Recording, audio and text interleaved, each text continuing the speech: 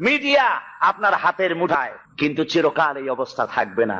তার জয় পুতুল স্বামীর নামে পরিচিত হোক, এটা তিনি চান না। উনি চান পুতুল জয় ইবনে ওয়াজিদ না হয়ে হাসিনা হোক, কারণ উনি স্বামীর প্রতি একটু বিশ্বস্ত। একটা ডিগ্রি আছে বলে উনি 9টি ডিগ্রি সংগ্রহ করে স্বামীকে দেখাই দিয়েছেন, তোমার থেকে আমি কোনো অংশে কম নই। যে মহিলা নিজের স্বামীকে সন্তুষ্ট করতে পারে না, একটা স্বামীর মনোতুষ্টি করতে পারে না, স্বামীকে শ্রদ্ধা জানাতে পারে না, আল্লাহর জান্নাত তার জন্য হারাম। দেশের 12 কোটি মানুষকে তিনি কি সম্মান দিবেন? স্বামীর সম্মান যার কাছে নাই, স্বামীর মর্যাদা যার কাছে নাই। সুতরাং আজকে টেলিভিশনে যতই বক্তৃতা করেন, টেলিভিশন আজকে আপনার মিডিয়া আপনার হাতের মুঠায়, কিন্তু চিরকাল এই অবস্থা থাকবে না। পণ্ডিত জওয়াহরলাল নেহেরু একবার পাগলা গারদে গিয়েছিলেন, কি বলে এটাকে, মেন্টাল হসপিটাল।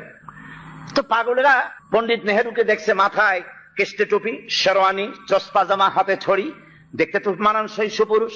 পাগলেরা বলছে তুমি কে গো? উনি বলছেন আমাকে চেনো নাই, আমি হচ্ছি ভারতের প্রধানমন্ত্রী পণ্ডিত জওয়াহরলাল নেহেরু। পাগলরা বলছে ও এই কথা। আমরা যখন এই পাগলা গারদে আসছিলাম, এই তোমার মতো এরকম লম্বা লম্বা কথা আমরাও বলেছি, থাকো কিছুদিন আমাদের সাথে, তোমার মাথাও ঠান্ডা হয়ে যাবে। সুতরাং মাথা তো এখন খুব গরম, যার জন্য গরম গরম কথা বলছেন। ত্রাণ সাহায্য দিতে যায় আর আপনি বলেন ওরা নাটক করে। বিরোধী দলের নেত্রী, দেশ নেত্রী বেগম খালেদা জিয়াকে ত্রাণ সামগ্রী বিতরণ করতে না দিয়ে এলাকার লক্ষ লক্ষ মানুষকে, বনি আদমকে বঞ্চিত করেছেন আপনি। এদেশের বর্ষিয়ান জননেতা যিনি রাজনীতি করেছেন আপনার বাবার সাথে, সেই পিতৃতুল্য মর্যাদা সম্পন্ন নেতা অধ্যাপক গোলাম আজমকে মিরপুরে ত্রাণ সামগ্রী বিতরণ না করতে দিয়ে গোলাম আজমের সাথে বেয়াদবি করেছেন। আপনার এই বেয়াদবির শাস্তি আপনাকে পেতে হবেই হবে।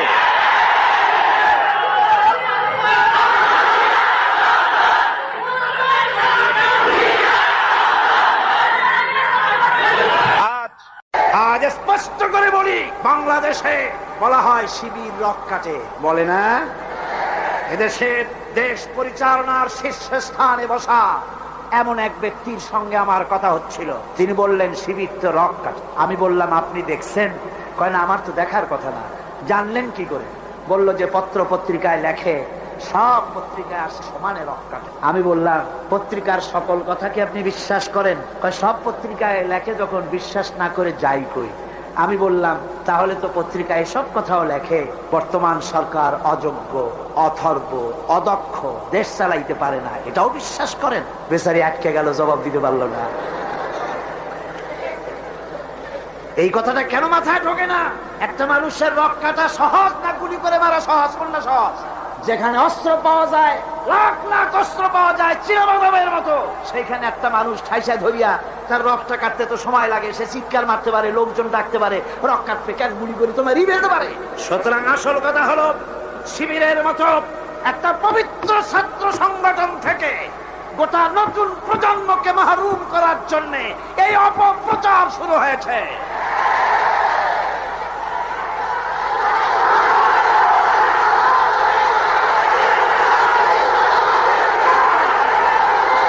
আমার মুসলমান ভাইয়েরা, এজন্য আমি বলতে চাই, আমার ভাইদেরকে বলতে চাই, তোমরা একটুখানি যাদের বিরুদ্ধে লেগেছো, একটুখানি যায় দেখো রাতের আধারে এই ছেলেগুলি কি করে, ওদের রিপোর্ট দেখো। কোরআন শরীফ কয়বার পড়তে হয় তার রিপোর্টে লিখে দিতে হয়, নামাজ 5 ওয়াক্ত পড়ে কিনা লিখতে হয়। আমি জিজ্ঞেস করি চট্টগ্রামবাসীদের কাছে, শিবির এই চট্টগ্রামের এত বড় বিরাট শহরে কোন দোকানে বাকি খাইয়া পয়সা দেয় নাই? একজন বলুন। কার মেয়ের দিকে খারাপ চোখে তাকায়ছে?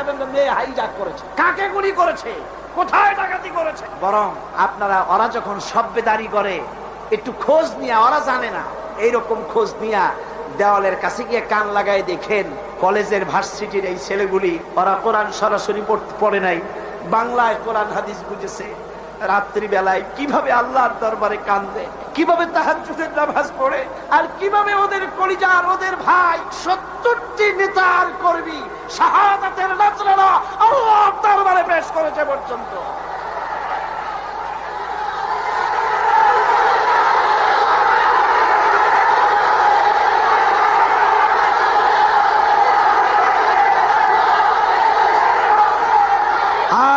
আমি আজ এই বিশাল জনসমুদ্রের পক্ষ থেকে বলতে চাই, চট্টগ্রাম বিশ্ববিদ্যালয়ের বাইরে একটা ছেলেকে কে বা কারা মারলো, সেই জন্য বিশ্ববিদ্যালয় বন্ধ করে দেওয়া হলো। কতদিন কেউ জানেন না?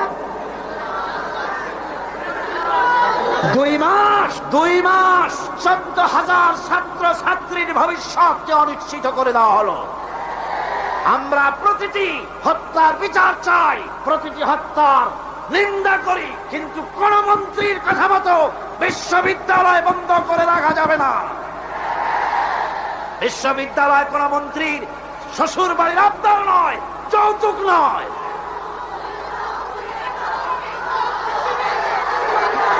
আজ চট্টগ্রামে বিবেক সম্পন্ন লোকদের কাছে আমি আপিল করে গেলাম, বিশ্ববিদ্যালয়কে খুলে দিতে হবে। এই 14,000 ছাত্র ছাত্রীদের ভবিষ্যৎকে জলাঞ্জলি দেওয়া যাবে না। আপনারা একটা কথা শোনেন, পৃথিবীতে দেশ শুধু বাংলাদেশ না, আরো দেশ আছে না? সন্ত্রাসের কারণে ভারতের ইউনিভার্সিটি বন্ধ হয়েছে বছরে কয়দিন? কোন ইউরোপে কয়দিন, আমেরিকায় কয়দিন, বাংলাদেশে বন্ধ হয় কেন? আর কারণ পেঁয়াজ রসুন যেমন এখন ভারত থেকে আমদানি করা লাগে, মুরগির ডিমের থেকে কসমের ডিম আমদানি করা লাগে, সুই থেকে শুরু করে প্লেনের পার্টস পর্যন্ত ভারত থেকে আনা লাগে। বাংলাদেশ এখন ভারতের কলোনি, ভারতের মার্কেট, ঠিক কিনা? সুতরাং পেঁয়াজ রসুন যেমন আমদানি করা লাগে, ডাক্তার, ইঞ্জিনিয়ার, প্রফেসর তাও যেন ভারত থেকে আনা লাগে। এই জন্য কলেজ বিশ্ববিদ্যালয় বন্ধ করে দেওয়া হচ্ছে।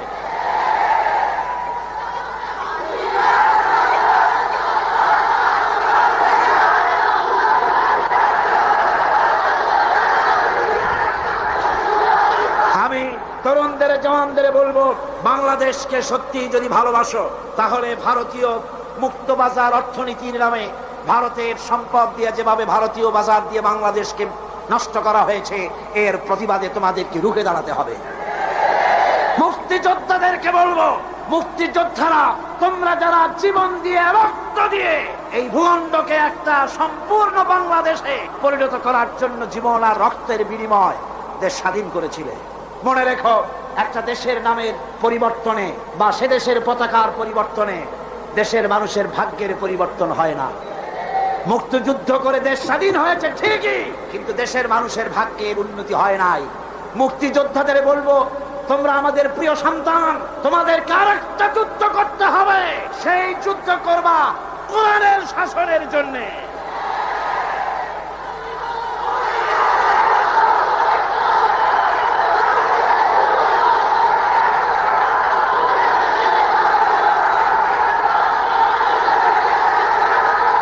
মুক্তিযোদ্ধারা, সমস্ত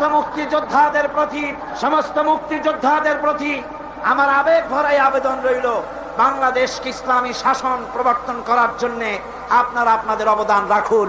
কিয়ামতে পুরস্কার পাবেন আল্লাহর দরবারে, কোনো সন্দেহ নাই।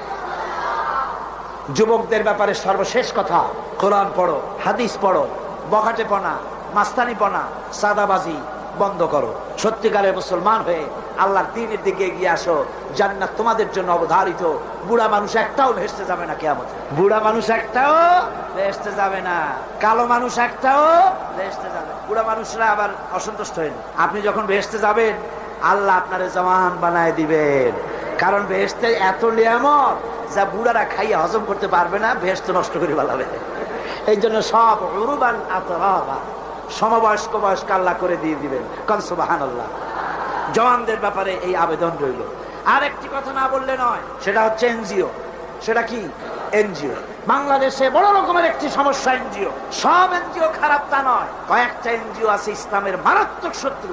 বাংলাদেশে ইসলামের শ্রেষ্ঠ শত্রু হচ্ছে ব্রাক, 2 নম্বরে কারিতাস, 3 নম্বরে অক্সফাম। 52টা ইসলাম বিদ্বেষী এনজিও বাংলাদেশে কাজ করছে। আমাদের দেশে বামপন্থীরা এতদিনে খয়রাত করতো, ভিক্ষা করা ছাড়া উপায় থাকতো না, যেহেতু রাশিয়া তো শেষ। এনজিওরা এদের সকলকে চাকরি দিয়ে দিছে। আর এদের পত্রিকা হলো, এনজিওদের পত্রিকা হলো, ওর নাম রাখছে জনকণ্ঠ, আসলে এটার নাম হলো জঘন্য কণ্ঠ। এই জঘন্য কণ্ঠ আজকের কাগজ, ভোরের কাগজ, সকালের কাগজ, বাংলা বাজার, সবুজ বাংলা, আলামী, যতগুলি পত্রিকা সব ভারতের টাকা দিয়া পত্রিকাগুলি পরিচালিত হয়। এনজিওরা এই পত্রিকার মাধ্যমে ওলামাদেরকে ফতোয়াবাজ বলে গালি দেয়, ঠিক কিনা? ওরা নিজেরা মতলব বাস, তাই আলেমদের বলে ফতোয়া বাস। ওরা তুত গাছ লাগাইছে, জানেন তো তুত গাছ? বগুড়ায় গেলাম, ওরা কয় যে আলেমেরা সব তুত গাছ কাটছে। আমরা আলেমদের খাইয়ে খাইয়ে কাম নাই, তুত গাছ কাটবে। তুত গাছ লাগাইছো কেন তুমি? কেন তুত গাছ লাগিয়েছ? আমার দেশে সুতার প্রয়োজন, রেশমের এত কাপড় পরবে কোন বড় লোক? তারপর যদিও রেশমি কাপড় দরকার আমি মানলাম, সেজন্য এক জায়গায় শত শত বিঘা জমি কেন, সেখানে তোমরা তুত গাছের চাষ করো। কিন্তু মাইলের পর মাইল রাস্তার দুই ধারে তুত গাছ লাগাইয়া উদ্দেশ্যটা কি? কারা সংরক্ষণ করবে? কারা পোকা চাষ করবে? কারা তুত আহরণ করবে? আসল উদ্দেশ্য কি জানেন? আসল উদ্দেশ্য হলো দেশ যাতে বনায়ন করে দেশ সমৃদ্ধ না হয়। একটা মেহগনি গাছ লাগালে 15 বছর পর মেহগনি গাছের দাম হবে 20,000 টাকা, সেখানে তুত গাছ 20 বছর পরে দাম হবে না 10 টাকাও। বাংলাদেশের এই বনায়নের বিরুদ্ধে তুত গাছ লাগিয়ে তারা বড় বড় গাছ লাগাবার পথকে বন্ধ করে দিচ্ছে। সুতরাং এই বদনাম যদি তোমরা আমাদের দাও, শোনো, এই বদনাম যদি আমাদের দাও, আলেমেরা তুত গাছ কাটে, এই তুত গাছ দিয়েই আমরা তোমাদের ভূত ছাড়াবো ইনশাআল্লাহ। আজ শহর সমূহে আপনি যদি মসজিদ বানাতে চান জায়গা পাবেন না, ভূমি প্রশাসন থেকে বলবে জায়গা নাই। কিন্তু কারিতাস, অক্সফাম, এনজিওরা যদি জায়গা কিনতে চায়, চাষ বানাবার জন্য জায়গা চিনতে চায়, এই চট্টগ্রাম শহরে জায়গার অভাব হবে না। ঠিক কিনা কন? জোরে বলেন ঠিক কিনা? অদূর ভবিষ্যতে বাংলাদেশকে লেবানন এবং বৈরুত বানাবার একটা ষড়যন্ত্র নিয়ে এনজিওরা তারা কাজ করে যাচ্ছে। তারা আমাদের দেশের গরিব মানুষদেরকে খ্রিস্টান বানাচ্ছে। সুতরাং এনজিওরা তাদের অপতৎপরতা যদি বন্ধ না করে, তাহলে এই বাংলাদেশের 11.5 কোটি মুসলমানের মধ্য থেকে আবার টিপু সুলতানের জন্ম হবে, ফকির মজনু শাহর জন্ম হবে। আমরা এনজিও পিটাইয়া বঙ্গোপসাগর পার করে দেব।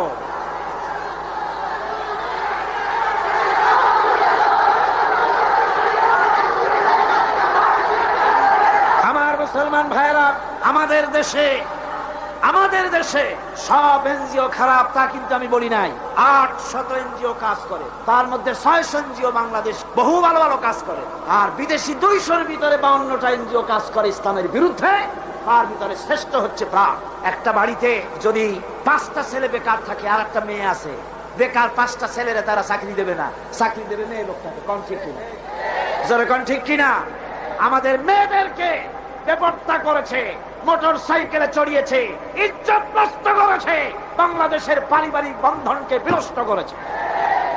সুতরাং এই শয়তানি আমরা আর চলতে দেব না বাংলাদেশে ইনশাআল্লাহ। জোরে কোন ইনশাআল্লাহ। ভাইরা আমার, এরপরে আমার কথা হচ্ছে সাংবাদিক ভাইদের জন্য। সাংবাদিক ভাইরা যারা সাংবাদিকতা করেন, এটি একটি মহান পেশা। কোন আলহামদুলিল্লাহ। এই মহান পেশার দায়িত্ব যারা নিয়েছেন, আপনার একটা খবরে দেশের মধ্যে উত্তেজনার সৃষ্টি হতে পারে, আবার একটা বস্তুনিষ্ঠ সংবাদ পরিবেশনের কারণে উত্তেজনা প্রশমিত হতে পারে। ঠিক কিনা? সেজন্য সাংবাদিক বন্ধুদের বলবো, নিজের মত, দলের মত সংবাদ পরিবেশনার জন্য প্রভাবিত করতে না পারে, নিরপেক্ষভাবে বস্তুনিষ্ঠ সংবাদ পরিবেশনের চেষ্টা করুন। আমি দুঃখিত, এই চট্টগ্রাম এত বড় সবগুলি ন্যাশনাল পত্রিকার অফিস এখানে আছে কি নাই? আছে কি নাই? একটা মেয়ে লোকের খেমটা নাচ হলে পরে পত্রিকার প্রথম পৃষ্ঠায় আসে, লক্ষ লক্ষ জনতার ঢল নামলো, তোমাদের ক্যামেরাম্যান কোথায়, তোমরা কোথায় জিজ্ঞাসা করি। সুতরাং ইসলামের সাথে দুশ্মনী করো না। সময় একদিন আসবে যেদিন তোমরা নিজেরা এসে অনুমতি চাবা একটু খবর নিয়ে যায়। ইনশাআল্লাহ সময় আসবে, ইনশাআল্লাহ ইনশাআল্লাহ। হুজুর যখন প্রথম উমরা করতে গেলেন, চাবি চাইছিলেন চাবির দ্বার রক্ষকের কাছে, চাবি তো দিলই না, আরো গালাগালি দিয়ে দিল। সাহাবীরা বললেন, হুজুর অর্ডার দেন, ওর কল্লারে নামাই দি। হুজুর কয় না। এরপরে যেদিন ফতে মক্কার দিন, সেই দিন চাবিওয়ালা আসছে, এসে কয়, হুজুর ঘরের মধ্যে ঢুকবেন না, এই নেন চাবি। হুজুর চাবি নিলেন, দরজা খুললেন, ভিতরে ঢুকলেন, মূর্তি ফেলাই দিলেন, নামাজ পড়লেন, বেরিয়ে এসে বললেন, নাও এই চাবি তোমার কাছে থাকবে, কোন জালিম ছাড়া এই চাবি তোমার কাছ থেকে কেউ নিতে পারবে। সুবহানাল্লাহ, এর নাম ইসলাম।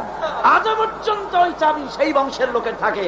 ফাহাদের বাপেরও ক্ষমতা নাই ওই চাবি নেওয়ার, কারণ রাসূল বলেছে জালিম ছাড়া এই চাবি কেউ নেবে না। সুবহানাল্লাহ। আমরা সাংবাদিক ভাইদেরকে সম্মান করি, সেই সম্মানের মূল্য দেবেন। আমরা কথা বলি জাতিকে রক্ষা করার জন্য, দেশের স্বাধীনতার সার্বভৌমত্বকে টিকিয়ে রাখার জন্য। আমরা বাজে গপ্প করি না, আজে বাজে কথা বলি না, আজে বাজে গাল গপ্প বলে সময় নষ্ট করি না। জাতির চরিত্র গঠন, দেশের সার্বভৌমত্ব রক্ষার জন্য চেষ্টা করি। দেশ যদি আক্রান্ত হয় জীবন দেবে এরা, এই যারা বসে আছে, ঠিক কিনা? জোরে বলেন ঠিক কিনা? সুতরাং কথাগুলি যথাযোগ্যতার সাথে সাংবাদিক ভাইয়েরা পরিবেশন করুন। আপনাদের জন্য এটাই রইল আমার আবেদন। এরপরে আমি বলবো ওলামা সমাজের ব্যাপারে কথা বলবো। বক্তৃতা শেষ করে নিয়ে আসছি, মুনাজাতের দিকে এগিয়ে যাচ্ছি।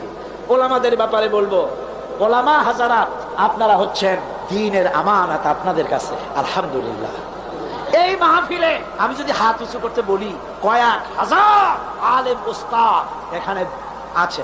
এমনকি মাহফিলের ভিতরে মঞ্চে জায়গা দেওয়া তো সম্ভব না। আমারে যারা পড়াইতে পারে, আমি যাদের জুতা বহন করার যোগ্যতা রাখি না, এরকম বড় বড় আলেম এই মাহফিলের মধ্যে বসা আছে। কোন সুবহানাল্লাহ, জোরে কোন আলহামদুলিল্লাহ। আমি ওলামাদের খেদমতে আরজ করব, আসুন আমরা এক হই, ন্যাক হই, ঐক্যবদ্ধ ভাবে গোটা জাতিকে সহি রাহনুমাই দেওয়ার তৌফিক আল্লাহ যেন আমাদের দেন। জোরে কোন আমিন। ওলামাদের মধ্যে গালাগালি দেওয়া, ফতোয়াবাজি করা, এগুলি বন্ধ করে দিতে হবে। এগুলো আগের থেকে অনেক কমছে, ঠিক কিনা? কন কমছে কিনা? আলহামদুলিল্লাহ, অনেক কমেছে। আগে তো খালি কইতো কাফের, ও কাফের, সে কাফের। ওর যে কাফের মনে না করে সেও কাফের। ওই কাফের মরলে পরে কবরে যে ঘাস হয়, সেই ঘাস যে গরুতে খায়, সে গরুও কাফের। আবার সিলেটে আছে দললিন আর জললিন নিয়ে ঝগড়া। হায় রে কপা, এমন ঝগড়া দললিন আর জললিন। কন কিয়ামতে কি আল্লাহ জিজ্ঞেস করবে যে তুমি দললিন না জললিন? কন জিজ্ঞেস করবে নাকি? একজন পীর সাহেব মার খাইলেন, জম্মের মার খাইলেন, উনি দললিনের জললিন ওলারা পিটাইছে। তারপরে পীর মার খাইলে মুরিদদের অবস্থা কি হয় তা তো বোঝে। পরের দিন হাটবার ছিল, মারামারি লাগে। এ বলে তুমি কি কয়? আমি দললিন। আমি তো জললিন। পিটির উপরে দিল বসায়। হাটবারের মার লোকেরা কয়, ভাই তুমি আমার ধামাটা ধরো, আমার কিলটা দিয়ে আসে। একটা শুকনা শুকনা ছেলে, সে বলতেছে, আল্লাহ আমি যেন কেউ, আমি গরিব মানুষ, শুকনা মানুষ, আমি যেন কোনো দলের সামনে পড়ি না, আমার একটু বাড়ি তুমি পুষাই দাও। এই বলে মারামারি সারা বাজারে মায়, দোকানের গলি দিয়ে আসতে বাইর হয়েছে যেন কেউ না দেখে। কিন্তু কপাল খারাপ, দুই দিক দিয়ে দুইজন এসে দুই হাত ধরছে। একজনে বলে, এই বেটা কি বল, আমি কিন্তু দললিন, তুই কি? ওই হাত যে ধরছে সে কয়, আমি কিন্তু জললিন, সাবধান হয়ে কথা বলবি, তুই কি? যুবক ছেলে কয়, ভাই আল্লাহর কসম আমি মোটে নামাজই পড়ি না। তারা দললিন আর জললিন কি? সামান্য সামান্য জিনিস নিয়ে ফতোয়াবাজি করার, গালাগালি করার কোনো মানে হয় না। ওলামায়ে কেরামদেরকে আজ এগিয়ে আসতে হবে, নেতৃত্ব হাতে নিতে হবে। বাংলার জনগণ তাকিয়ে আছে ওলামাদের দিকে। কোন আলহামদুলিল্লাহ, জোরে কোন আলহামদুলিল্লাহ। আলেমদেরকে ঐক্যবদ্ধ হওয়ার তৌফিক আল্লাহ দান করুন। তবে একটা ষড়যন্ত্র থেকে আমি জাতিকে হুঁশিয়ার করে দিতে চাই, সেটা হলো অনেক লোক আমাদের দেশে বিদেশ থেকে আসেন, নামের আগে ওলিয়ে কামেল লেখেন, আওলাদে রসুল লেখেন, হেদায়ে মিল্লাত লেখেন, আমার দেশে নসিহত করতে আসেন, কিন্তু নিজের দেশে বাবরি মসজিদ যখন ভেঙে গেল একটা টু শব্দ করার সাহস হয় না। আদমের বোম্বাই, কর্ণাটক, দিল্লি, মাদ্রাস, আহমেদাবাদ, ক্যালকাটা, আসাম, মুর্শিদাবাদ, হাজার হাজার মুসলমানের রক্তের বন্যা বয়ে যায়। কংগ্রেসের পা চাচা উলাম বাংলাদেশে ওলিয়া কামেল হিসাবে আমরা মেনে নিতে পারি না। যদি বাপের ছেলে হও তাহলে ইন্ডিয়ান পার্লামেন্টে দাঁড়ায় বলো, নরপশুরাও, ওটা নরসীমা না, নরপশু। আমরা খুশি হতাম যদি বলতে পারতেন, তোমার এই পার্লামেন্টে জিন্দিগিতে আর একটা মুসলমান আসবে না যতক্ষণ 24 ঘন্টার ভেতরে এই মসজিদ যদি বানায় না দাও বাবরি মসজিদ। বাপের বেটা হও, নিজের দেশে কথা বলো, আমার দেশে অলির অভাব নাই, আলমের অভাব নাই। আজ এই মানুষকে ফাঁকি দেওয়া, প্রতারণা করা বরদাস্ত করা হবে না, বরং টাকা দিয়ে আমার দেশের রাজনীতির ভিতরে তারা নাক গলাতে আসে। ঠিক কিনা কন? যারা বলেন ঠিক কিনা? ইন্ডিয়ার এই ষড়যন্ত্র থেকে গোটা জাতিকে এবং ওলামায়ে কেরামকে আমি সচেতন করে দিতে চাই। বন্ধুগণ, আল্লাহ রাব্বুল আলামিন আমাদেরকে তৌফিক দিন, ষড়যন্ত্রের হাত থেকে বেঁচে এই বাংলাদেশকে আল্লাহর কোরআনের রাষ্ট্রে যেন পরিণত করে দিতে পারি, এ তৌফিক যেন আল্লাহ দেন। জোরে কোন আমিন। এখন মোনাজাত হবে, মোনাজাতের জন্য দাঁড়ানো ভাইরা সবাই বসে পড়ো, যত মুসলমান আছেন সব বসে পড়ো, কেউ আর দাঁড়িয়ে থাকবেন না। মোনাজাত কেউ আর দাঁড়িয়ে থাকবেন না। প্রশাসনিক দায়িত্বশীল ব্যক্তিবর্গ যারা আছেন তাদেরকে অনুরোধ করব, ডিসি, এসপি, জজ, ম্যাজিস্ট্রেট, ডিএনও, এই ধরনের দায়িত্বশীল যারা আছেন তাদেরকে অনুরোধ করব, ইনসাফের উপরে ভিত্তি করে প্রশাসনিক দায়িত্ব পালন করবেন। লক্ষ্য রাখতে হবে, খেয়াল রাখতে হবে, আল্লাহর কাছে আপনাদেরকে একদিন আল্লাহর কাছে জবাবদিহি করতে হবে। কথা ঠিক কিনা?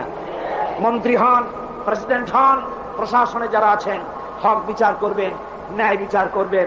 কোন দলের কথা মতো বিবেককে বিক্রি করবেন না। অনেক সময় আছে, আমি তো জানি অনেকের সঙ্গে মহব্বত আছে, একজন পুলিশ সুপারিনটেন্ডেন্ট, পুলিশ কমিশনার আমার কাছে বলছিলেন, কোন এক জেলার পুলিশ কমিশনার আমাকে বলছিলেন যে কাজটা করলাম বিবেকের বিরুদ্ধে, চাকরি রক্ষা করতে গিয়ে করতে হলো। বললাম, ইমানের বিরুদ্ধে, বিবেকের বিরুদ্ধে যদি চাকরি করতে হয়, এমন চাকরি বাদ দিয়া পানের দোকান দিয়ে খান, তাও আপনার সম্মান বাঁচবে, আল্লাহর কাছে ইজ্জত বাঁচবে। সুতরাং দলের কথা নয়, প্রশাসনিক দায়িত্বশীল ভাইদের বলবো, দলের কথা মতো নয়, আইন মতো, আইনের শাসন প্রতিষ্ঠা করার জন্য বদ্ধপরিকর হন। কারো টেলিফোনে কোন হাইজাকার, কোন লুটেরা, কোন বদমাশ, কোন লুচ্ছা, কোন খুনিকে ছেড়ে দিবেন না, তাতে চাকরি যদি চলে যায় যেতে পারে। ঠিক কিনা? পুলিশ ভাইদের বলবো, আপনাদের বিরাট দায়িত্ব। পুলিশ ভাইরা, আপনাদের বিরাট দায়িত্ব। যে কোনো গভর্নমেন্ট আসুক, আপনাদের কাজের কোনো অভাব নাই, কষ্টটা আপনাদেরই বেশি হয় সব সময়। আপনারা ঘুষ বিবর্জিত জীবন যাপন করুন, মানুষের প্রতি ইনসাফ করুন। আল্লাহ রাব্বুল আলামিন আপনাদেরকে যারা পাহারা দেয়, আর মিডিয়া, পুলিশ যারা শান্তি শৃঙ্খলা এবং আইন শৃঙ্খলা পরিস্থিতি রক্ষার জন্য যারা পাহারা লাগায়, তাদের সম্পর্কে রাসূল বলেছেন, আল্লাহর নবী বলেন, মুসলিম দেশের সীমান্ত এলাকায় আইন শৃঙ্খলা রক্ষার জন্য যারা পাহারা লাগায় 1 ঘন্টা, তাহলে সারা রাত লাইলাতুল কদরে হাজর আসওয়াদের সামনে দাঁড়ায়া সারা রাত ইবাদত করলে যত সওয়াব পাওয়া যাবে, 1 ঘন্টা মুসলিম দেশের পাহারা দিলে সেই সওয়াব পাওয়া যায়। আপনাদের চাকরি, আপনাদের ইবাদত, হালাল রুজি খান, ঘুষকে শুকরের মাংসের মতো মনে করুন। হালাল রুজি খাইয়া নামাজ পড়ুন, 5 ওয়াক্ত ডিউটির ফাঁকে ফাঁকে 5 ওয়াক্ত নামাজকে আদায় করুন। মানুষের উপরে জুলুম করবেন না। অনেক ট্যাক্সিওয়ালা আছে, খামোখা ট্যাক্সি ট্রাক রাস্তায় ধরিয়া একেবারে অহেতু তার কাছ থেকে 5 টাকা 10 টাকা আদায় না করিয়া ছাড়ি না, বহুত কষ্ট দেয়, ওরা কষ্ট পায়, ওরা বদদোয়া করে। আপনি টাকা পেলেন ঠিক, কিন্তু ট্যাক্সিওয়ালা, রিক্সাওয়ালা বদদোয়া করলো, এই বদদোয়াটা লেগে গেল। আইনে যদি কিছু হয় সেটা ভিন্ন কথা, কিন্তু বেআইনি ভাবে কারো উপর অত্যাচার করবেন না। আল্লাহ পাক পুলিশ ভাইদের প্রতি রহম করুন, আর্মি, বিডিআর সকলের প্রতি রহম করুন। সকলের জন্য দোয়া হবে। এখন একটু ঘোষণা আছে, ঘোষণা শুনুন, তারপরে আমরা মোনাজাত করব। লাইলাতুল মেরাজের এই পবিত্র মোনাজাতে সকলে অংশগ্রহণ করবেন, কেউ বাদ যাবে। এখন মোনাজাত, বইপত্রের শেষ কথা অধ্যাপক মুফিজুর রহমান সাহেব বলেছেন, ইমানের অগ্নি পরীক্ষা। যে ইমানের কথা এতক্ষণ শুনেছেন, গত 4 দিন শুনেছেন, ইমানের অগ্নি পরীক্ষা।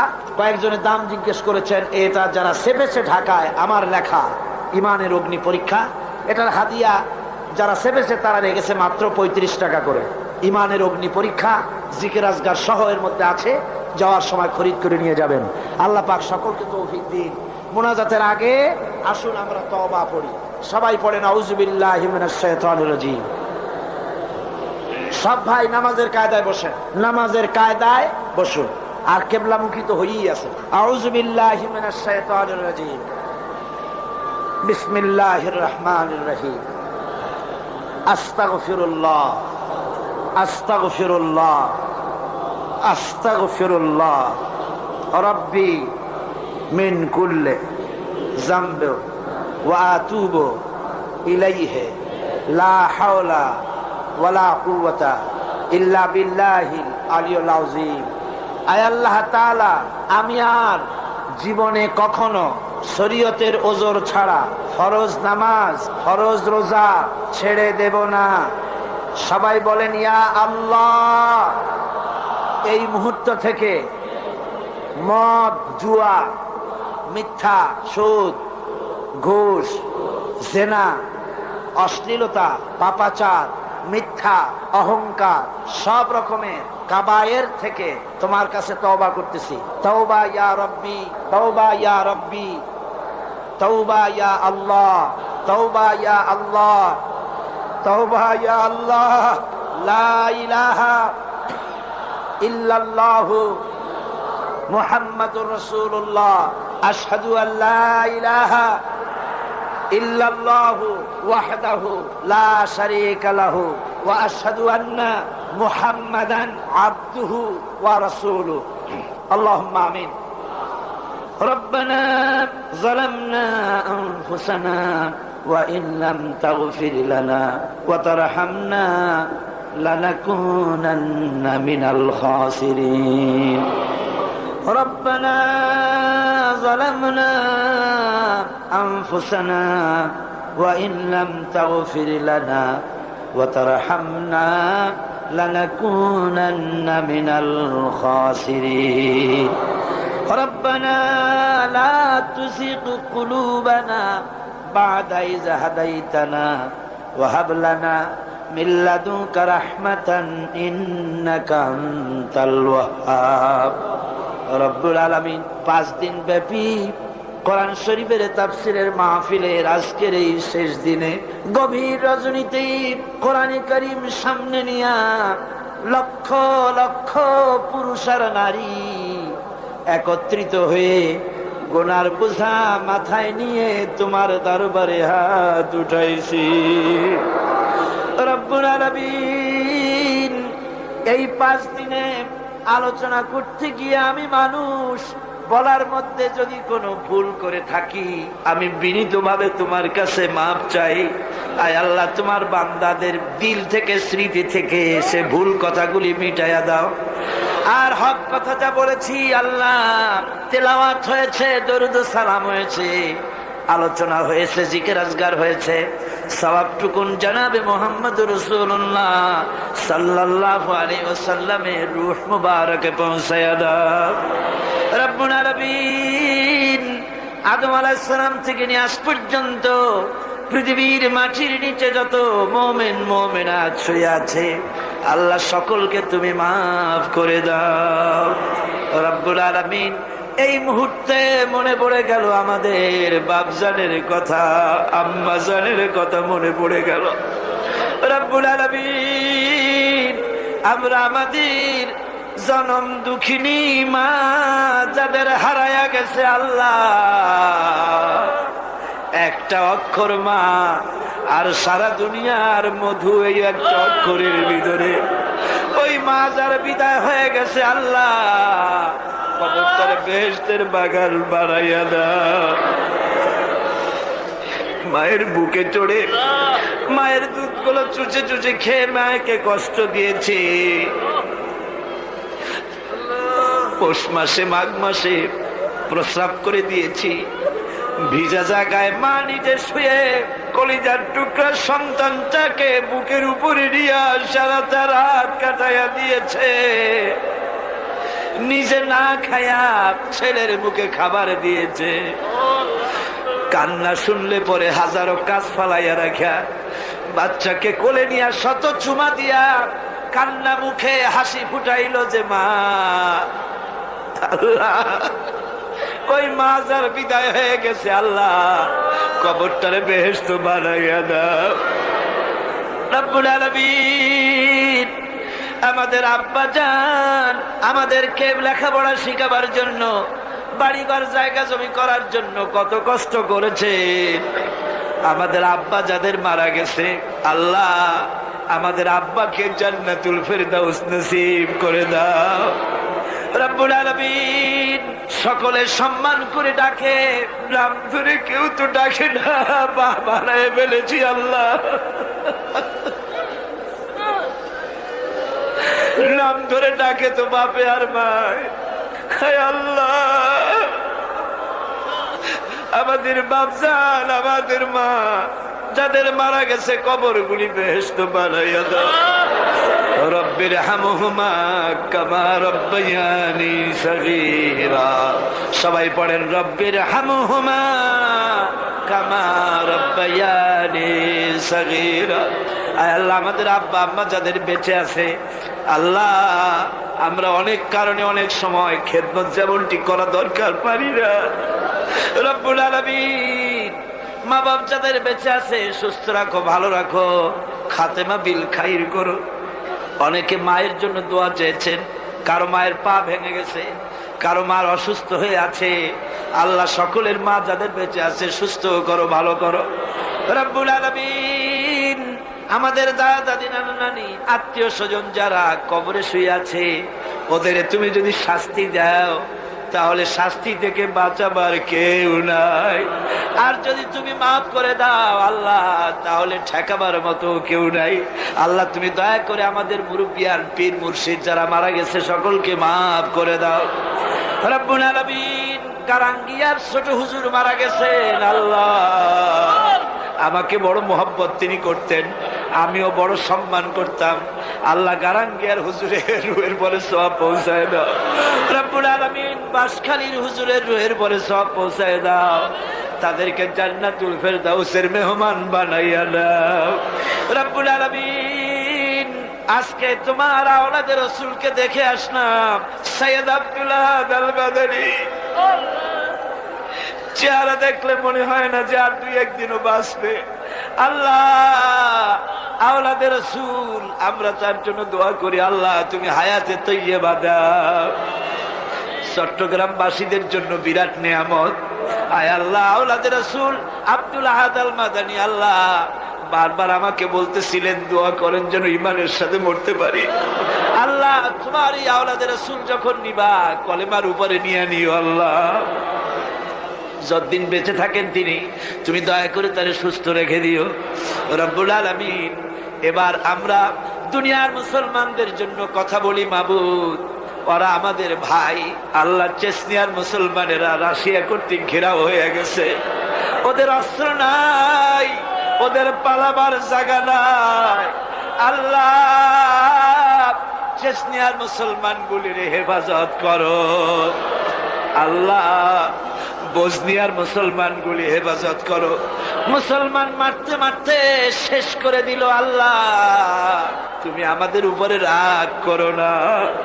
আয় আল্লাহ কাশ্মীরের মুসলমানগুলি ভারতের জালিম সরকার মেরে মেরে শেষ করে দিল, আল্লাহ কাশ্মীরের স্বাধীন বানাইয়া দাও, বসনিয়ারে স্বাধীন বানাইয়া দাও, চেচনিয়ারে স্বাধীন বানাইয়া দাও, আলজেরিয়া স্বাধীন বানাইয়া দাও। সোমালিয়ার মানুষ না খেয়ে মরে গেল, আল্লাহ তাদের খাবার দাও। আল্লাহ আমাদের অনেক দোষ অনেক গুনাহ আছে, স্বীকার করি।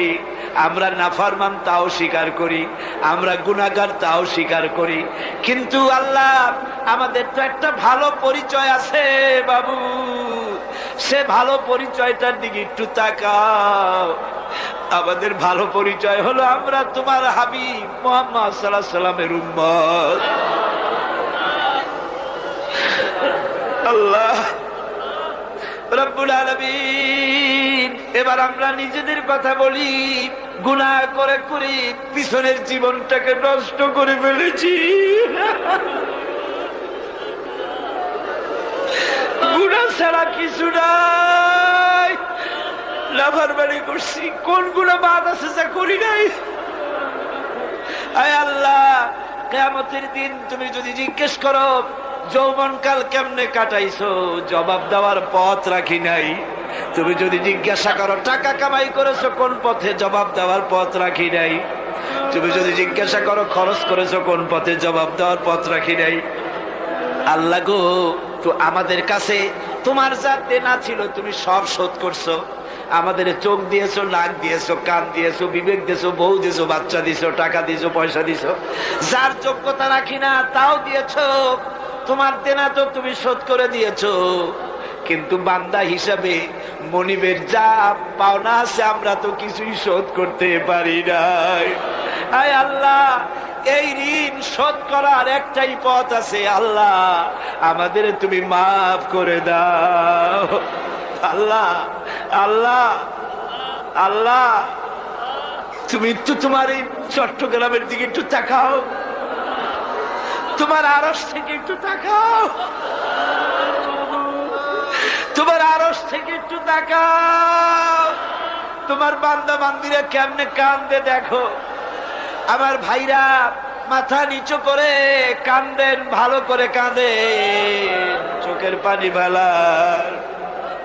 রাসূলুল্লাহ বলেছেন জাহান্নামের আগুন 7টা দরিয়ার পানিতে নেবে না, চোখের পানিতে নিভে যায়।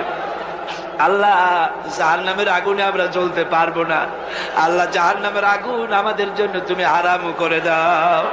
রব্বুল আলামিন তুমি তাকাও, আয় আল্লাহ এইভাবে করে যদি মায়ের কাছে দাঁড়াইয়া যদি মা মা বলে কাঁদতাম, এমন নিষ্ঠুর মা কি আছে যে কোলে না নিয়ে পারত?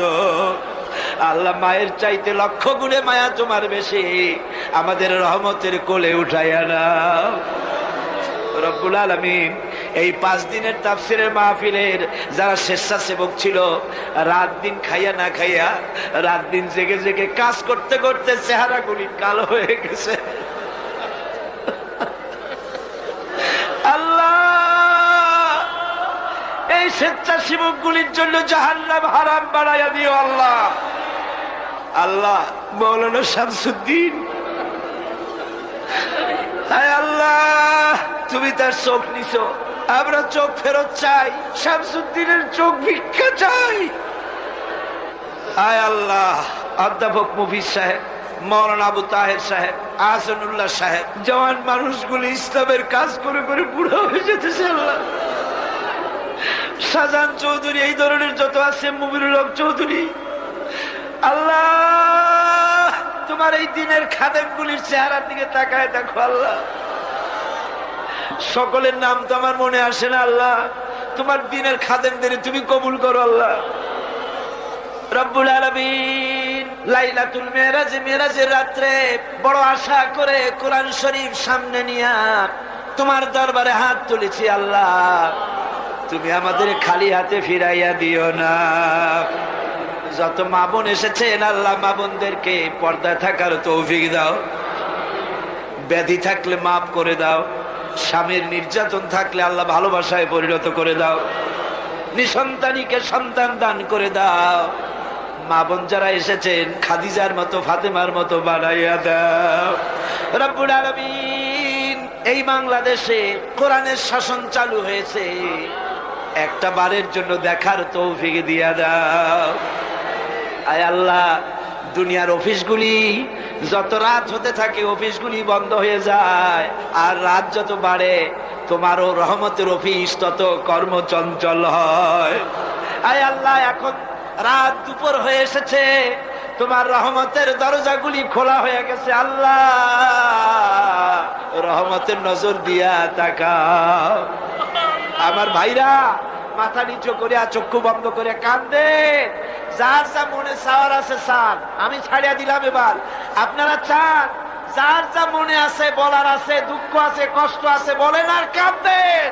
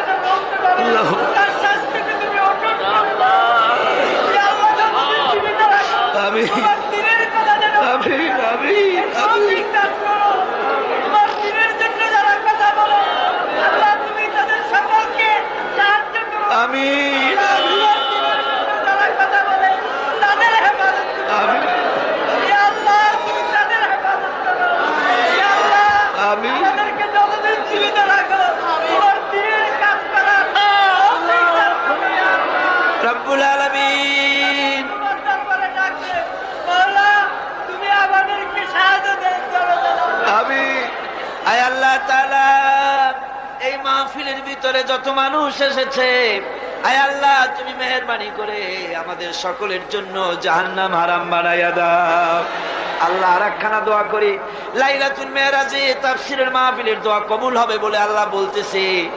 আল্লাহ এর মধ্যে বহুত মানুষ আছে মক্কা দেখে নাই, মদিনা দেখে নাই। আল্লাহ যারা মক্কা মদিনা দেখে নাই, হজ করার তৌফিক আল্লাহ সকলকে দিয়ে দাও। রব্বুল আলামিন তোমার হাবিবকে তামাম জিন্দেগীর ভিতরে একটা রাতে রাসূলুল্লাহর সঙ্গে আমাদের স্বপ্নে জিয়ারত করাইয়া দিও আল্লাহ। রব্বুল আলামিন আয় আল্লাহ কোনটা ইসলামী বিশ্ববিদ্যালয় আল্লাহ তুমি মঞ্জুর করে নাও আল্লাহ। আয় আল্লাহ ইসলামী বিশ্ববিদ্যালয় মঞ্জুর করে নাও। আয় আল্লাহ কর্ণফুলী পত্রিকা আল্লাহ কবুল করে নাও রব্বুল আলামিন। আয় আল্লাহ তোমার কাছে কি চাইবো, চাওয়ার আগে অনেক কিছু তুমি দিয়েছো। আয় আল্লাহ যে যা চাইলো সকলকে আল্লাহ তুমি দিয়ে দাও। আয় আল্লাহ তাআলা বাংলাদেশের সেনাবাহিনী, বাংলাদেশের বিডিআর, বাংলাদেশের পুলিশ বাহিনী তোমার রহমত দিয়ে ঢেকে রাখো আল্লাহ। আল্লাহ বাংলাদেশের বিমান বাহিনী, নৌবাহিনী, সেনাবাহিনী, পুলিশ, বিডিআর সকলকে দ্বীনের মুজাহিদ বানায় দাও। বাংলাদেশের সব ডিসি, সব এসপি, সব জজ, সব ব্যারিস্টার, সব আইনজীবী সকলকে খাঁটি মুসলমান বানায় দাও আল্লাহ। আল্লাহ দিনদার বানাও, পরহেজগার বানাও। সাংবাদিক ভাইদের উপরে রহম করো, দিনের রাস্তায় চলার তৌফিক দাও। আল্লাহ তাআলা এই কলেজ কর্তৃপক্ষ প্রতি বছর তাফসীর মাহফিলের জন্য জায়গা দেয়, আল্লাহ কিয়ামতে ওনাদের জন্য বেহেশতের জায়গা তুমি দিয়ে দিও। আয় আল্লাহ এই কলেজকে তুমি কবুল করে নিও আল্লাহ। আর একটা দোয়া মনে পড়লো, প্রত্যেক বছর মাহফিলে আনোয়ার চৌধুরী সাহেব যতদিন আমার পেরে ওই হাই স্কুল মাঠে, কলেজিয়েট মাঠে মাহফিল হতো, আমার পাশে বসে আমাকে চা বানায় খাওয়াইতো। বেচারা এখন ঠিক মতো নামাজও পড়তে পারে না, তার কষ্ট শুনেছি। আনোয়ার চৌধুরী সাহেবের উপর আল্লাহ তুমি রহমত করো, তাকে সুস্থ করো। তিনি গারাঙ্গিয়া হুজুরের একজন মুরিদ, আল্লাহ তুমি তার উপরে রহম করো, আল্লাহ তাকে তুমি ভালো রাখো। আয় আল্লাহ তাআলা এই মাহফিলে যত আলেম ওলামা এসেছেন, বিশেষ করে মুরব্বী হযরত মাওলানা সিদ্দিক আজাদ সাহেব, হায়াতে তাইয়্যিবা দাও, সেহাতে কুল্লিয়া দাও। রামগতির পীর সাহেব এসেছেন, আরো আলেম ওলামা এসেছেন। যারা যত আলেম এসেছেন আল্লাহ সমস্ত আলেমের রোগ ব্যাধি দূর করে দাও, তাদের স্বাস্থ্য ভালো করে দাও, তাদেরকে সহি রাহনুমাই করার তৌফিক দাও। হাই স্কুল, কলেজ, ইউনিভার্সিটির শিক্ষক যারা এসেছেন তাদের উপর খাস রহমত নাজিল করো। মাদ্রাসার ছাত্র, কলেজের ছাত্র, ইউনিভার্সিটির ছাত্র, ছাত্র যুবক যারা আসছে সকলের উপরে রহম করো। আয় আল্লাহ মা বোনদের উপরে রহম করো। আয় আল্লাহ কেউ যেন এই মাহফিল থেকে কেউ যেন খালি হাতে ফেরত না যায়, রহমত দিয়া সকলের হাত ভরে দাও। বাইতুল শরীফের পীর সাহেবের জন্য দোয়া করুন, তিনি অসুস্থ, ডায়াবেটিসে ধরেছে, আল্লাহ যেন তাকে স্বাস্থ্য ভালো রাখেন, সুস্থ রাখুন, ভালো রাখেন, তাকে দিয়ে যেন আল্লাহ দ্বীনের খেদমত নেন। আল্লাহর যত হক্কানি ওলি আছে, বুজুর্গ আছে, সকলের উপর আল্লাহ তোমার রহমত নাজিল করো। জেলখানার ভিতরে যারা মজলুম আছে আল্লাহ তাদেরকে তুমি রহম করো আল্লাহ। অনেকে আহত আছে, যারা শহীদ হয়েছেন সকলের প্রতি আল্লাহ তুমি রহম করো। আমি এখন আমার নিজের জন্য আপনাদের কাছে একটা কথা না বলে পারি না। আমার নিজের জন্য একটা কথা আমি বলি, সে কথাটা হলো বিগত 14-15 বছর পর্যন্ত আমি ডায়াবেটিক পেশেন্ট। এই রোগ হলে পরে নানান রকমের বড় বড় রোগ শরীরে আসে। আমি আপনাদের কাছে দোয়া চাই, কোরআনে কারিমের যে খেদমতটুকুন করার তৌফিক আল্লাহ দিয়েছেন, আমার এই রোগ যেন এই পথে আমার বাধা না দেয়। এই কোরআনের খেদমত যেন মৃত্যু পর্যন্ত করতে পারি। আর আমার মৌত যখন আসবে আল্লাহ তুমি সাক্ষী, আমার কলিজায় আমার স্ত্রী, আমার ছেলে মেয়ের মহব্বত যত বেশি, তার থেকে বেশি মহব্বত করি আল্লাহ তোমারে, তোমার হাবিবরে, তোমার কোরআনে, তোমার ইসলামকে। আল্লাহ আল্লাহ এই রাস্তায় আমার শাহাদাতের মওত নসিব করে দাও আল্লাহ। আয় আল্লাহ আমার শাহাদাতের মওত নসিব করে দাও আল্লাহ। এই স্কুল, কলেজ, ইউনিভার্সিটিতে শিবিরের ছেলে মেয়েগুলি যে কাজ করে ওদের বাড়তে বাড়তে শেষ করে দিল আল্লাহ। আল্লাহ শহীদ গুলিকে জান্নাতুল ফেরদাউসে জায়গা দিয়ে দিও। ওদের সাথে যারা শত্রুতা করে আল্লাহ তাদেরকে ওদের বন্ধু বানিয়ে দিও। বাংলাদেশ কোন দিকে যাচ্ছে আমরা বুঝতে পারতেছি না আল্লাহ, বাংলাদেশে একটা শান্তিপূর্ণ সমাধান করে দাও আল্লাহ। আল্লাহ আমাদের সকলের দোয়া কবুল করো, সকলের দোয়া কবুল করো। এবার সকলে আকাশের দিকে দুটি হাত উঁচু করে দেন, আল্লাহরে ডাকেন, আল্লাহরে ডাকেন, কান্দেন বাইরা, কান্দেন। আর কাঁদবেন কবে? আজই তো কান্দার দিন।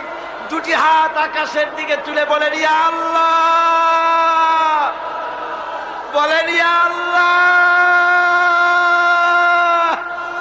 ইয়া আল্লাহ, ইয়া রহমান, ইয়া রহিম, ইয়া হাইয়্যু, ইয়া কাইয়্যুম, ইয়া আল্লাহ,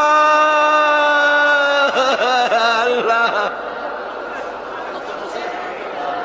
ইয়া আল্লাহ। আমাদের কান্নার আওয়াজ মদিনায় পৌঁছায় দে খোদা।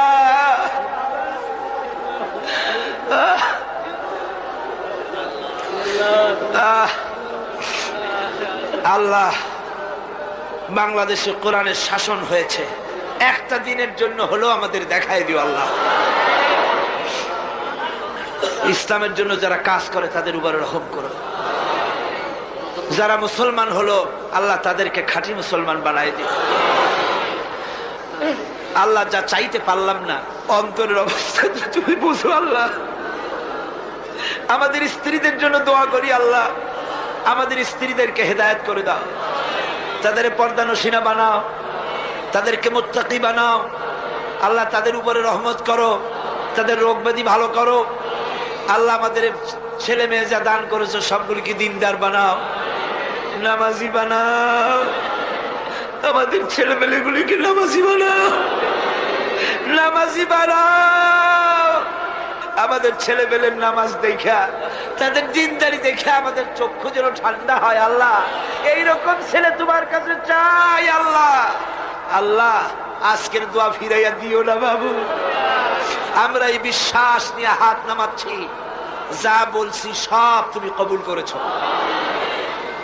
ربنا تقبل منا إنك أنت السميع العليم وتب علينا إنك أنت التواب الرحيم سبحان ربك رب العزة عما يصفون وسلام على المرسلين الحمد لله رب العالمين واجعل آخر كلمتنا عند الموت لا إله إلا الله محمد رسول الله السلام عليكم ورحمة الله। এরপরে আল্লাহ পাক বলছেন وآتاكم من كل سألتموه وإن تعدوا نعمة الله لا تحصوها إن الإنسان لظلوم كفار। আল্লাহ পাক বলেন, তোমাদের প্রতি আল্লাহ পাকের দয়া, তার রহমত, তার করুণা এত বেশি, তোমাদের সকল চাহিদা তিনি পূরণ করেছেন, কোনো চাহিদা বাকি রাখেন নাই। আমাদের চাওয়ার আগে আমাদের যা কিছু প্রয়োজন আল্লাহ রাব্বুল আলামিন সব সাপ্লাই করেছেন। যেরকম সুবহানাল্লাহ। ওই আল্লাহ পাক বলেন ওয়া ইন তাউদ্দু নি'মাতাল্লাহি লা তুহসুহা। বান্দারে, আমার নিয়ামত যদি গণনা করো, গুনতে গুনে গুনে গুনে আমার নিয়ামতকে গুনে শেষ করতে পারবা না। এত অসংখ্য নিয়ামত ছড়িয়ে ছিটিয়ে রেখেছি বিশ্ব জুড়ে, সর্বত্র সব জায়গায় আমার করুণার ছোঁয়া তোমার চোখের সামনে পড়বে। আল্লাযী জাআলা লাকুমুল আরদা মাহদাও وجعل لكم فيها سبلا لعلكم تهتدون। আল্লাহ পাক যিনি জমিনকে, এই পৃথিবীকে তোমাদের জন্য বিছানার মতো বিছায় দিয়েছেন, আর বিচরণের জন্য সমতল পথ তৈরি করে দিয়েছেন। এই পৃথিবীটা তোমার জন্য কি সুন্দর করে আল্লাহ পাক একটা গালিচার মতো করে বিছায় দিয়েছেন, সবুজ ঘাস তাতে রয়েছে। এই পৃথিবীর মাটি আল্লাহ পাক মানুষের জন্য কি সুন্দর ঘাটিতে পরিণত করে দিয়েছেন।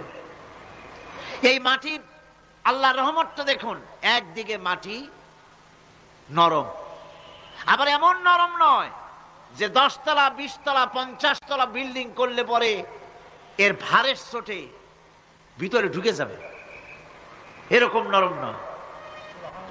যেখানে যতটুকুন প্রয়োজন ফসল ফলাবার জন্য বৃষ্টি দিয়ে মাটি নরম করে ফসল ফলাবার ব্যবস্থা করা হয়।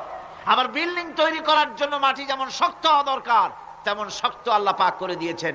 এখন তো 130, 35, 40 তলা পর্যন্ত, তারও বেশি তলা বিল্ডিং তৈরি হচ্ছে।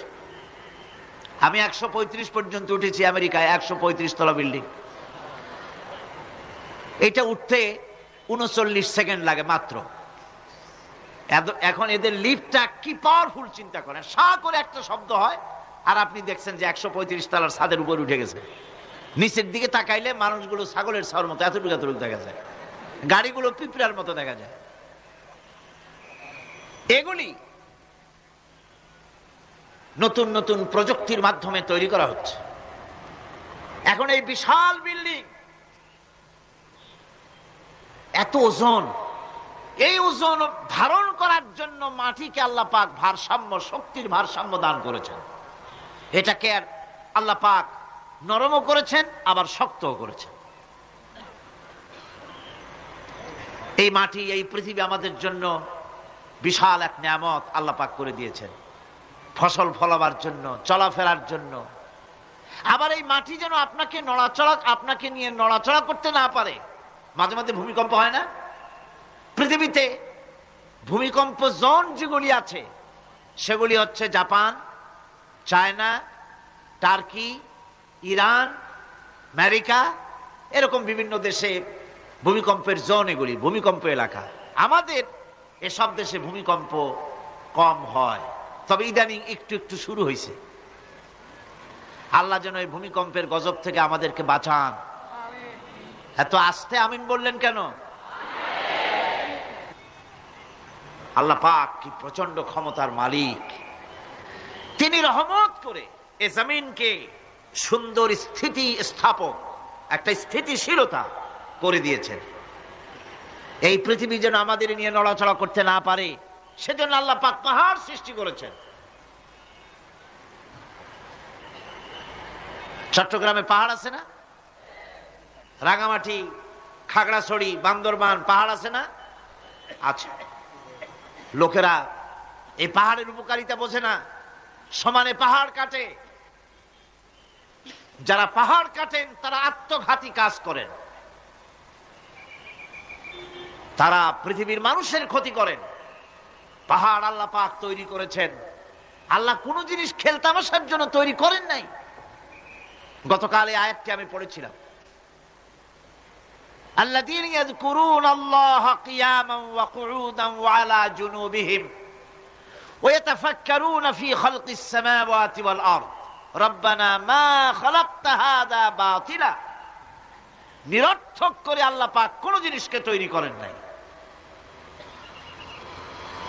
আল্লাহ পাক এই পাহাড় সৃষ্টি করেছেন জমিনের ভারসাম্য রক্ষা করার জন্য। সেই পাহাড়গুলি কাটতেছে মানুষ সমানে, গাছ কাটতেছে সমানে। এতে করে প্রকৃতির ভারসাম্য নষ্ট হয়ে যাচ্ছে। এগুলি সব আল্লাহ পাকের রহমত, সবগুলি আল্লাহ পাকের নিয়ামত। খালি খালি আল্লাহ কিচ্ছু তৈরি করেন নাই। ব্যাংকগুলারে জনমের মতো খাইয়া ব্যাঙের ব্যবসা করে, চীনের কাছে ব্যাংক বিক্রি করে এখন বাংলাদেশ মহাবিপদে পড়েছে। এখন ব্যাংক কোথায় পাওয়া যায় তাই তালাশ করে, কারণ এই ব্যাঙের উপকারিতা আগে জানা ছিল না। এত কীটনাশক ওষুধ ছড়ানো লাগতো না। কীটনাশক ওষুধ ছড়িয়ে জমিনের উর্বরা শক্তির 12টা বাজানো হচ্ছে। আল্লাহ পাক আপন কুদরতে, আপন রহমতে অসংখ্য ব্যাংক তৈরি করে দিচ্ছে, যাতে করে অতিরিক্ত পোকামাকড় গুলি এরা ধরে ধরে খাইয়া ফেলে।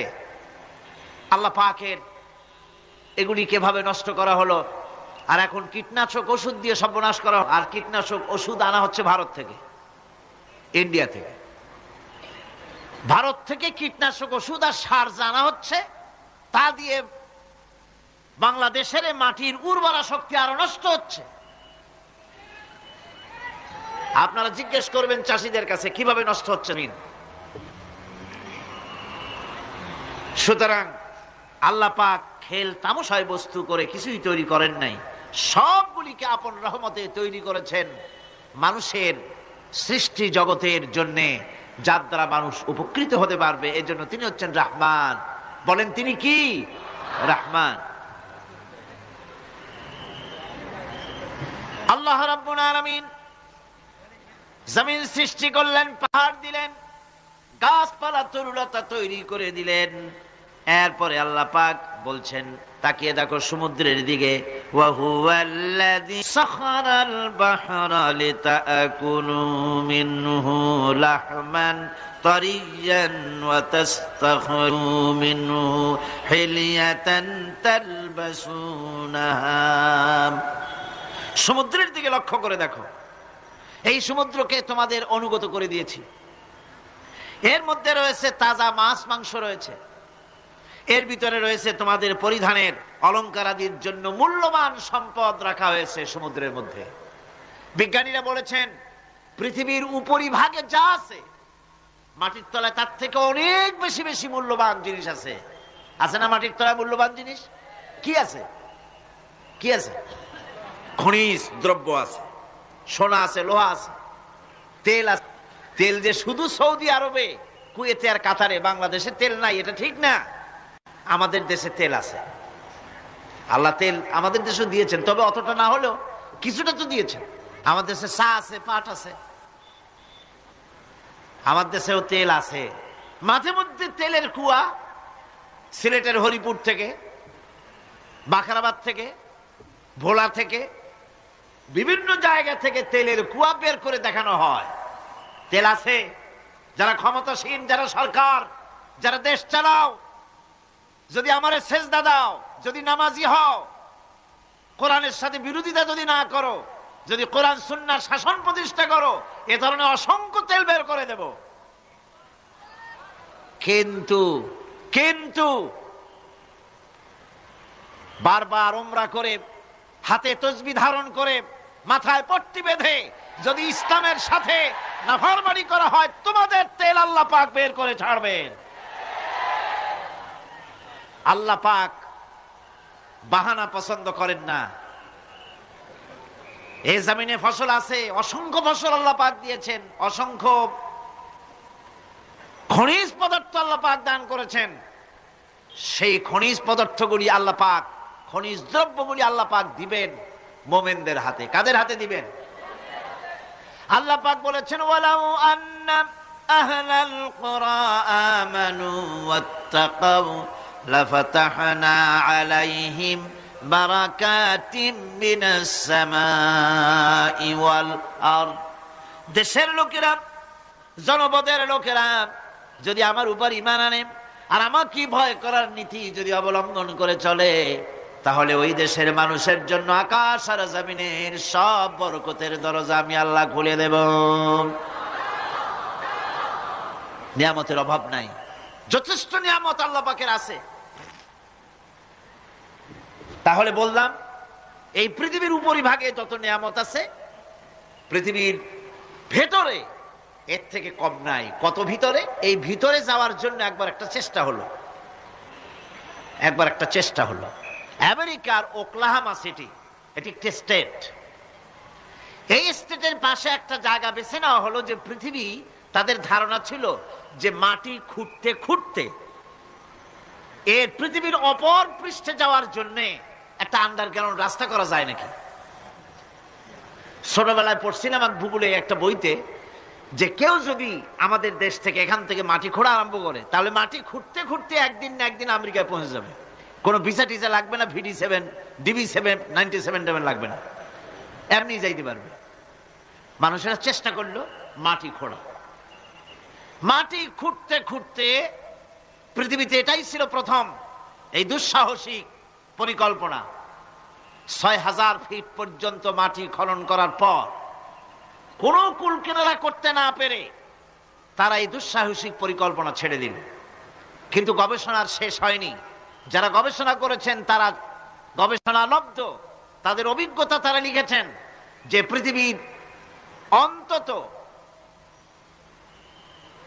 180 মাইল গভীর পর্যন্ত তাদের একটা আইডিয়া হয়েছে যে পৃথিবীর মাটির নিচে অসংখ্য খনিজ দ্রব্য রয়েছে, অসংখ্য নিয়ামত এই পৃথিবীর মাটির ভিতরে আল্লাহ পাক লুকায় রেখেছেন। ওর তলায় কি আছে বিজ্ঞানীদের মাথায় এখনো ঢোকে নাই।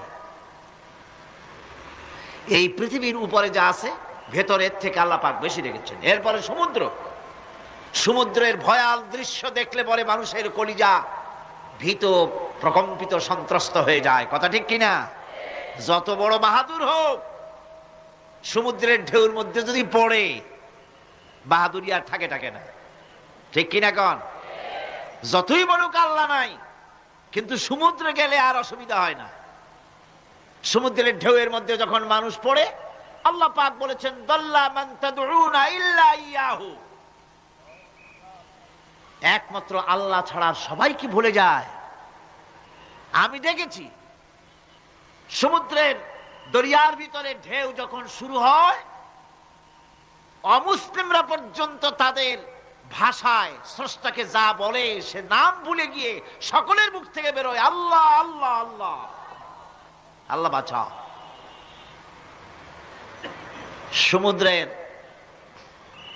সমুদ্র বিরাট রহস্য।